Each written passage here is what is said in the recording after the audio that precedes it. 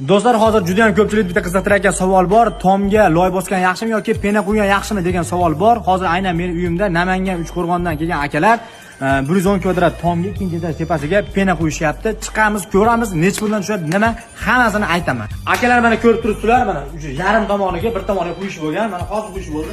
Qalinligi 5 sm dan boshlab 15 sm gacha siz xohlaganingizda quyib beraverar ekan. Gipslari, moslamalari, boshqalar mana quyganiga 2 soatcha bo'ldi, o'sha qatadi, bo'ldi. Bunaqa mavsumda bemalol mana qatib cho'tki bo'lyapti. Bu tomoniga ham mana bu tomoniga ham quyishyapti hozir. O'rta chuqurroq, o'rtani boshqa qilib quyishadi. Buyoqda ham ustiga quyishadi. Xullas kalom 1 kvadratini 5 sm dan 15 sm gacha bo'lgan qalinlikda quyishar ekan. 1 kvadratini 35 ming so'mdan boshlab yog'i kelishilib ketilaverar ekan. Ob'yomga qarab, birinchi etajmi, ikkinchi etajmi, masofasi qayerda? Bu akalarimiz o'zlarining uyini manzili Namangan Uchqo'rg'onda. Endi sizlarga savol, nima deb o'ylaysizlar?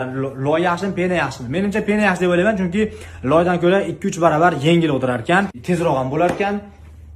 Yana yaxshi taraflari, plyus taraflari ko'p ekan.